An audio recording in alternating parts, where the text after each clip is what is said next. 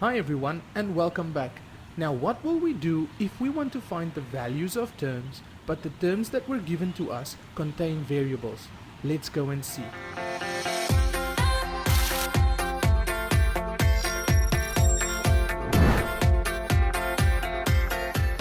In our previous lessons, we learned that an arithmetic series has a first constant difference.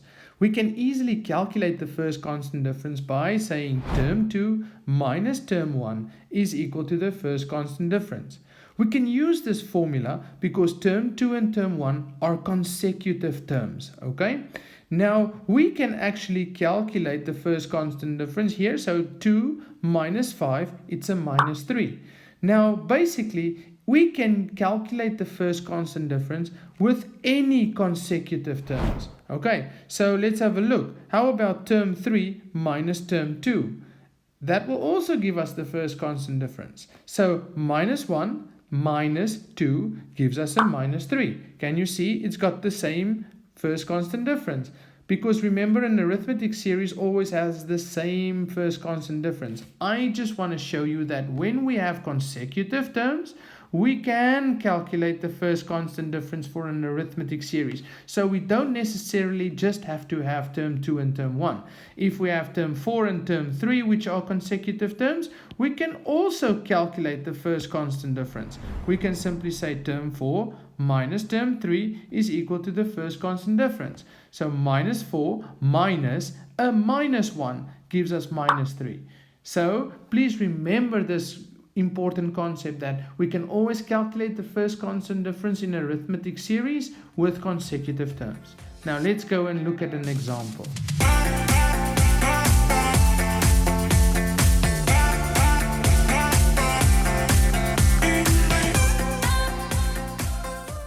In this lesson, we want to find the first three terms of the arithmetic series. But the arithmetic series looks like this. There's no actual value in term 1's place. It is 3x plus 1. Okay, so in order to know the value, we have to know what x is.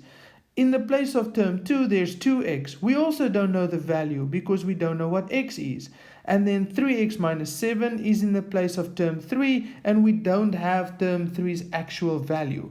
But what we do know is that they are consecutive terms. So 2x minus 3x plus 1. So in other words, term 2 minus term 1 will give us the first constant difference. And term 3 minus term 2 will also give us the first constant difference. So we're going to use those two equations because they both give us the same answer. And then we're going to equate them to find x. So let's see what I mean. So we can say term 2 minus term 1 will give us the same answer as term 3 minus term 2 because both of them will give us the first constant difference, right? So now we simply do substitution. In the place of term 2, we will put 2x. And then we're going to minus term 1. And term 1 is a 3x plus 1. So we have to put that 3x plus 1 in brackets so that we can do distributive law, and that minus is going to change both of their signs, right? Okay, you know that from algebra. That is equal to term 3, which is 3x minus 7. There we go.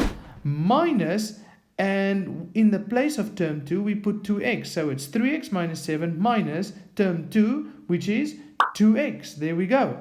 So now we simply solve for x. So this will be 2x, and then we use distributive law. So we'll have minus 3x minus 1 is equal to 3x minus 7 minus 2x.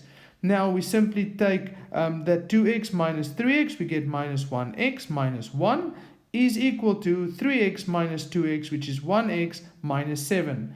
This 1x goes to the other side, it becomes minus 1x. So minus 1x minus 1x is a minus 2x.